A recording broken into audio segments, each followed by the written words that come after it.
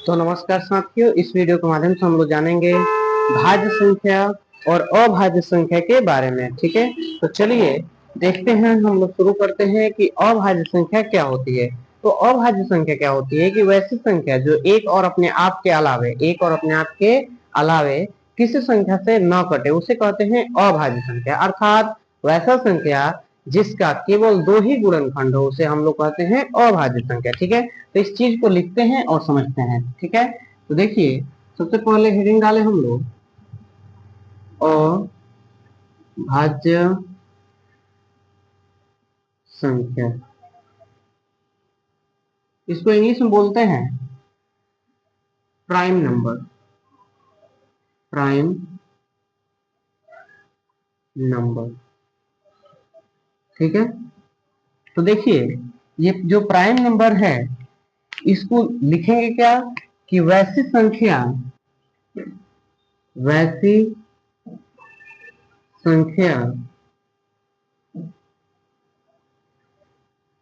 जो एक और वैसी संख्या जो एक और अपने आप अपने आप बोलने का मतलब स्वयं। वैसी संख्या जो एक और अपने आप के अलावे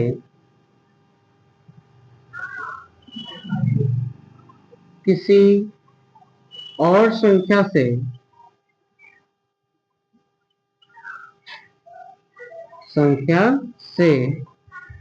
न कटे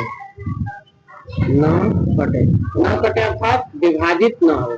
वैसी संख्या जो एक और अपने आप के अलावे किसी और संख्या से न कटे उसे अभाज्य संख्या कहते हैं। ठीक है, इसका मतलब ये हुआ कि वैसा संख्या जो एक और अपने आप के अलावा किसी संख्या से न कटेगा वो संख्या क्या होगा, अभाज्य संख्या होगा। ठीक है, तो देखिए इसको एक और डिफिनेशन से जान सकते हैं कि अभाज्य संख्या क्या होती है कि वैसी संख्या जिसका केवल दो ही गुणनखंड हो। जिसका केवल कितना गुणनखंड हो, दो हो। ठीक है, इसको भी लिख लेते हैं।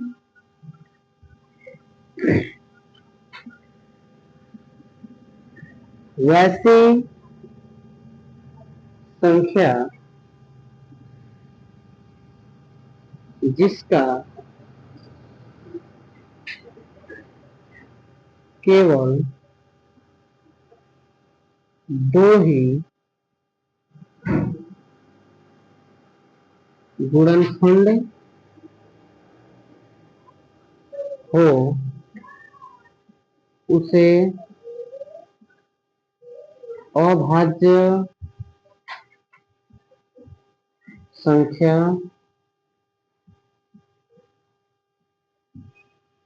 कहते हैं। ठीक है, ये चीजें समझ में आया। वैसी संख्या जिसका केवल दो ही गुणनखंड हो उसे हम लोग क्या कहते हैं, अभाज्य संख्या कहते हैं। ठीक है, चलिए अब देखिए इसको एग्जाम्पल के तौर पे समझे।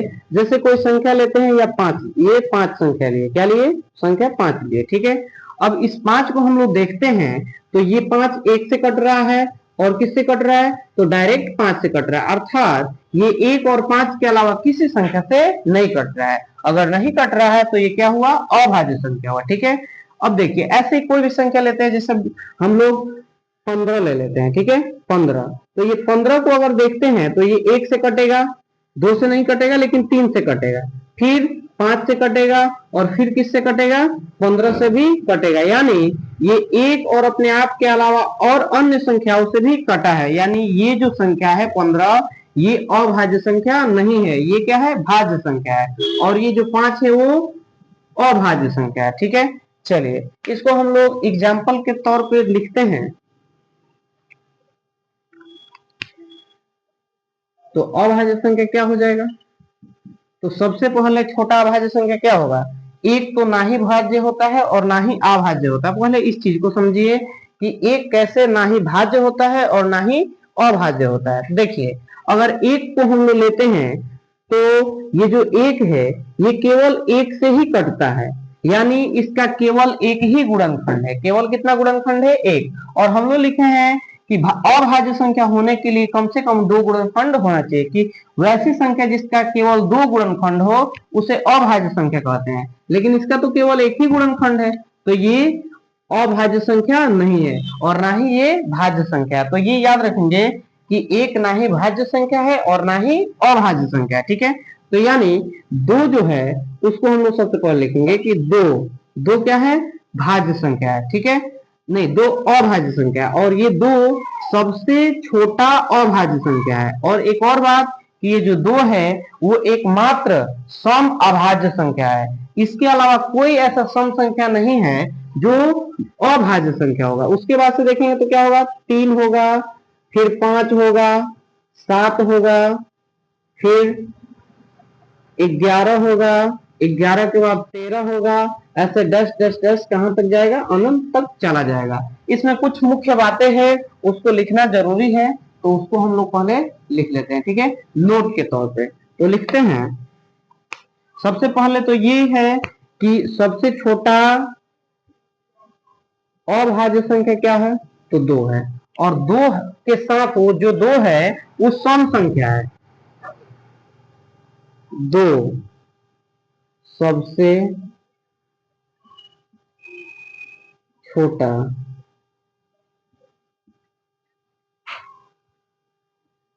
अभाज्य संख्या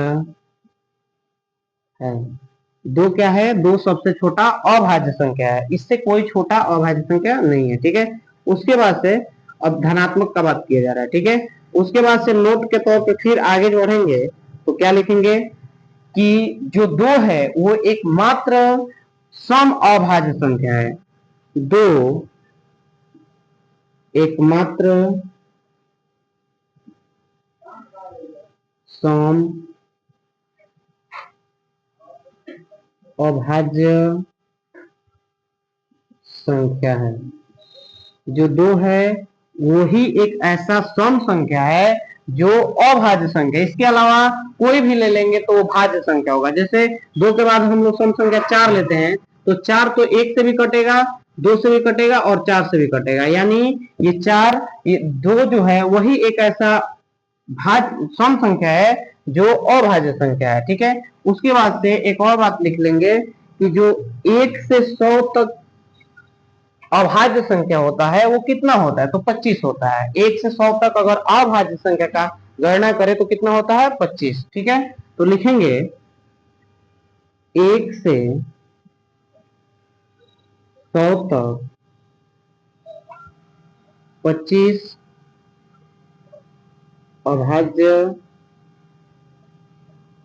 संख्याएं होती है, ठीक है। तो ये अभाज्य संख्या के बारे में जो चीजें था जरूरी वो हम लोग समझ गए, ठीक है। अब हम लोग जानेंगे भाज्य संख्या के बारे में, ठीक है। तो चलिए इसको हटाया जाए और हम लोग शुरू करते हैं भाज्य संख्या को, ठीक है। इसको स्क्रीनशॉट तो ले ही लिए होंगे आप लोग।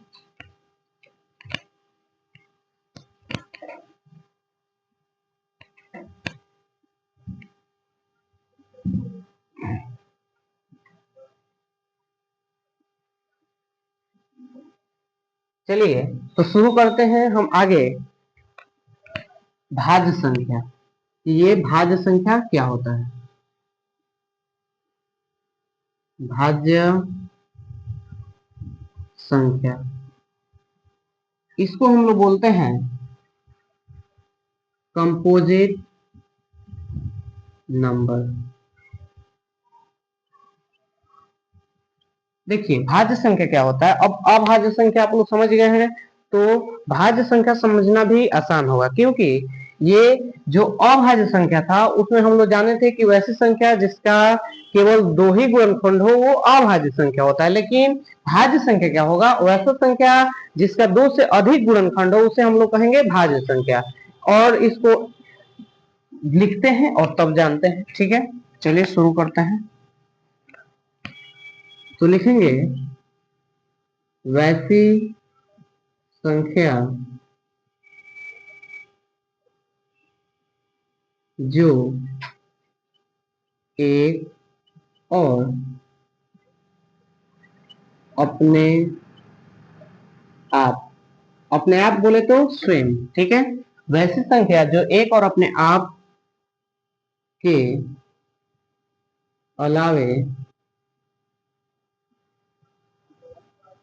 किसी और संख्या से,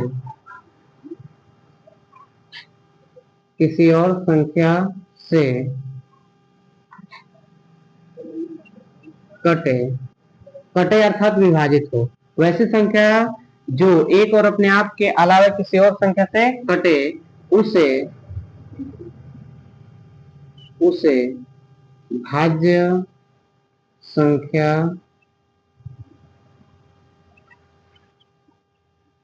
कहते हैं, ठीक है। इसको भी अथवा में करके लिखें तो हम लोग लिख सकते हैं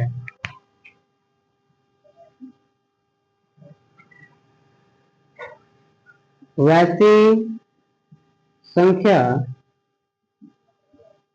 जो, वैसी संख्या जिसका 2 से अधिक, वैसी संख्या जिसका 2 से अधिक गुणनखंड हो, उसे भाज्य संख्या कहते हैं, ठीक है। वैसी संख्या जिसका 2 से अधिक गुणनखंड हो उसे हम लोग क्या कहते हैं, भाज्य संख्या, ठीक है। इसको देखिए एग्जाम्पल के तौर पे देखें तो ये है 4, ठीक है। 4 को अगर हम लोग देखें कि ये किससे किससे विभाजित होता है, मतलब किससे किससे कटता है, तो 4 जो है वो 1 से भी कटता है, 2 से भी कटता है और 4 से भी कटता है। अर्थात ये 1 और अपने आप के अलावे किसी और संख्या से भी कटा, अर्थात ये जो 4 है वो भाज्य संख्या है, ठीक है। अब एक और संख्या लेते हैं, जैसे हम लोग 12 ले लेते हैं, क्या लेते हैं, 12। 12 को लेते हैं तो उसको भी देखते हैं तो 1 से कटता है, 2 से भी कटेगा, 3 से भी कटेगा, 4 से भी, 6 से भी और 12 से भी। यानी ये जो 12 है वो 1 से कटा और स्वयं से कटा, 1 से भी कटा और स्वयं से कटा, उसके अलावा अनेक संख्याओं से कटा, ठीक है। यानी ये जो संख्या है वो एक और अपने आप के अलावा किसी और संख्या से कटा है, तो ये जो 12 है वो क्या हुआ, भाज्य संख्या हुआ, ठीक है। ये चीजें समझ में आ रहा होगा। आगे बढ़ेंगे तो हम लोग इसमें भी नोट के तौर पे कुछ लिख लेते हैं, ठीक है। पहले एग्जाम्पल लिखते हैं। सबसे पहले 4, 6, 8, 9, 10, 12, 14, 15 डैश डैश डैश अनंत तक जाएगा, ठीक है। अब इसमें सबसे छोटा भाज्य संख्या कोई है तो वो है 4, ठीक है। तो इसको नोट के तौर पे लिखिए, सबसे छोटा भाज्य संख्या 4 है। सबसे छोटा भाज्य संख्या क्या है, 4 है, ठीक है। उसके बाद बढ़े तो 1 से 100 तक कुल 74 यानी 74 भाज्य संख्या होता है। ये कैसे, तो देखिए हम लोग शुरू में पढ़े थे अभाज्य संख्या, तो उसमें जाने थे कि जो एक है वो ना ही भाज्य है और ना ही अभाज्य है, ठीक है। और टोटल अभाज्य संख्या जो 1 से 100 के बीच देखे थे वो देखे थे कि 25 होता है, तो 25 वो और एक वो यानी 26 और तो बचे कितना, 74, यानी टोटल 74 क्या है, भाज्य संख्या है, ठीक है। ये चीजें समझ में आया होगा, और तो आया होगा तो ठीक है, बहुत बढ़िया बात है। इसको आप लोग ज्यादा से ज्यादा शेयर कीजिए और फिर ऐसे ही वीडियो को पाने के लिए चैनल को सब्सक्राइब जरूर कीजिए, ठीक है।